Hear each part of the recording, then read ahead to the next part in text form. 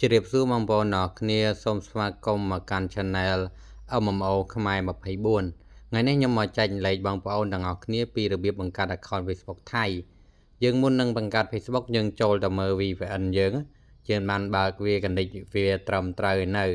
ខ្ញុំចង់បញ្ជាក់ចំពោះ VPN មួយយើងបើកវាអូតូយើងមិនអាចបិទវាបានទេបើយើងបិទវា account យើងវានឹងអាចចាប់ primary នៅខ្មែរបន្ទាប់ពីយើងមើល VPN បានរួចរាល់ហើយយើងចូលមកឆែកមើល IP យើងវាយ hodol.net ទៅពីយើងវាយ hodol.net ទៅមកយើងចូល website របស់ hodol.net ហ្នឹងដើម្បីមើលយើងឆែកមើល IP ព្រោះឥឡូវនេះយើងได้ចាប់ទីតាំងនៅបាងកកនៅថៃបន្ទាប់មកយើងចូលទៅក្នុង account Facebook យើងដើម្បីយើងបង្កើតទៅមកចូលមក Facebook ទៅមកបងប្អូនអ្នកគ្នាយកពាក្យថា create ចាំខ្ញុំគូសញ្ញាព្រួយឲ្យបងប្អូនមើលនេះយើងចូលមកកន្លែងហ្នឹងមកបន្ទាប់មកយើងយកលើគេមកដល់កន្លែងនេះគេឲ្យបងប្អូនអ្នកគ្នាដាក់ឈ្មោះគេឲ្យដាក់នាមខ្លួនឬនាមតកូលមកដល់កន្លែងនេះខ្ញុំសូម review បងប្អូនអ្នកគ្នាបើយើងចង់បង្កើត account ថៃយល់ល្អយើងដាក់ឈ្មោះថៃទៅឲ្យវាងាយបើចាប់ primary ផងកុំដាក់ឈ្មោះអង់គ្លេសញ៉ៃណា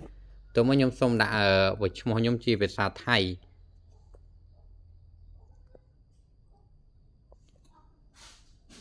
យើងដាក់ឈ្មោះយើងជាភាសាថៃខ្ញុំដាក់អដេសូវ៉ាន់សួងបើបងប្អូនអត់ចេះសរសេរអក្សរថៃទេយើងអាចមានកម្មវិធីរបកប្រែទៅបងប្អូនអាចចូលមកក្នុងនេះមកដើម្បីយើងសរសេរយើងចង់ដាក់ឈ្មោះខ្មែរយើងឈ្មោះអីយើងដាក់នៅហ្នឹងទៅវានឹងធ្វើជាអក្សរថៃឲ្យយើងហើយទៅមកយើងចូលមកក្នុង account Facebook យើងវិញមកទៅមកយើងចុច next ទៅមកដល់កន្លែងនេះគេឲ្យយើងរើសថ្ងៃខែឆ្នាំកំណើតទៅបងប្អូនអ្នកគ្នារើសរៀបប្រមាណក៏បានដែរបន្ទាប់មកយើងចុចទៅមុខបន្ទាប់ពីយើងរើសរួចរាល់ដល់កន្លែងនេះគេឲ្យរើសភេទខាងលើ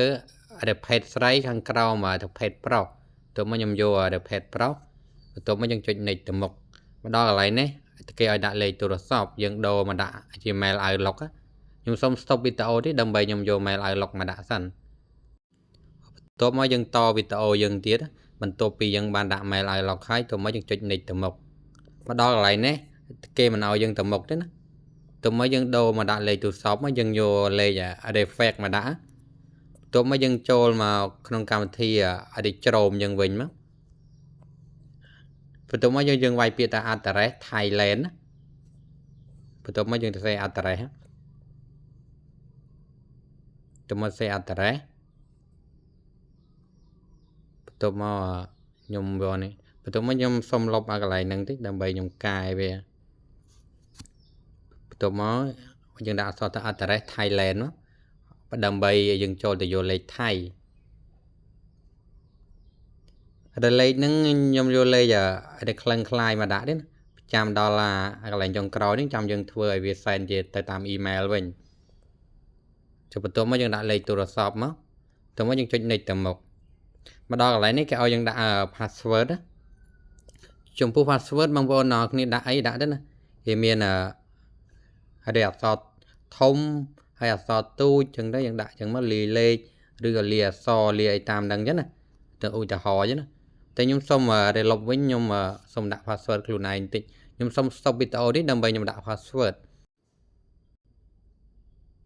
មកដល់កន្លែងនេះបន្ទាប់ពីយើងបានដាក់ password ហើយទៅមកយើងចុច next ទៅមុខមកដល់កន្លែងនេះឲ្យយើងយក save ទៅមកយើងទៅមុខទៀតដល់កន្លែងហ្នឹងរងចាំមួយ plate ខាងក្រុមហ៊ុន Facebook គេកំពុងតែបង្កើតឲ្យយើងហើយបន្ទាប់មកគេឲ្យយើង send code ទៅលេខទូរស័ព្ទយើងយកឬក៏ប្រភេទ call ឬក៏ប្រភេទអីគេបន្ទាប់មកយើងយកផ្ញើសារមកយើងចុចឲ្យវាទៅមុខសិនមកដល់កន្លែងនេះធម្មតាយើងដាក់លេខ refresh ទៅណាអញ្ចឹងយើងមានលេខដាក់ឯងទៅមកយើងចូលមកខាងក្រោមនេះដើម្បីយើងដូរកូដដើម្បីឲ្យវា send ទៅ email នេះយើងចុចកន្លែងហ្នឹងមកដើម្បីឲ្យវា send ទៅ email វិញទៅមកយើងដូរយក email ទៅមកខ្ញុំសុំគូសសញ្ញាព្រួយតិចដើម្បីឲ្យបងប្អូនបានដឹងនេះយើងយក email កន្លែងហ្នឹងមកទៅមកយើងចុចយក email ដល់កន្លែងនេះយើងដាក់ mail outlook យើងចូលមក បន្ទាប់មកយើងចុច next ទៅមុខដល់កន្លែងនេះយើងចូលទៅមើល mail iLog យើងខាងក្រុមហ៊ុន Facebook គេនឹងផ្ញើកូដដែល6ខ្ទង់មកហើយដល់កន្លែងនេះខ្ញុំសូមវាយ mail iLog តិចទៅមកយើងចូលក្នុង mail iLog ផងយើង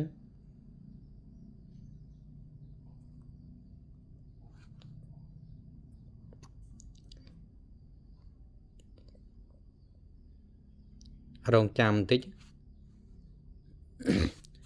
ទៅមកខាងក្រុមហ៊ុន Facebook គេបានរៀបផ្ញើកូដមួយចំនួន5ខ្ទង់ទៅមកយើង copy កូដនឹងយកទៅដាក់មក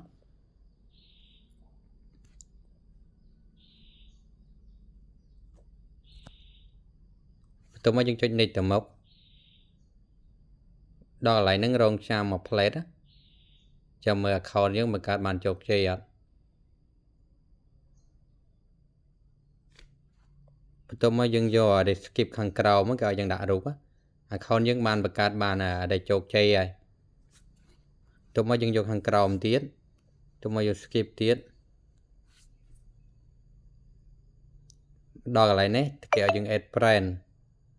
បឋមតាយើងតែបង្កើតតាម email យើងអត់មាន friend add ទេទៅមកយើងចុច next មក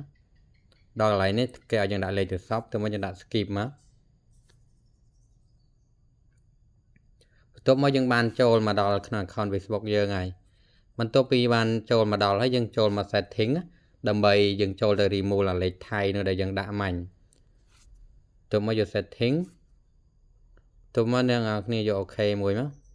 ទៅមកយកពាក្យថា create account នេះកន្លែងនេះដើម្បីយើងចូលទៅលុបលេខទូរស័ព្ទទៅមកយើងចុចចូលមកកន្លែងហ្នឹងទៅមកអ្នកនរគ្នាយកកន្លែងនេះដើម្បីយើងចូលទៅលុបលេខថៃចោលនេះយើងចូលកន្លែងហ្នឹងមក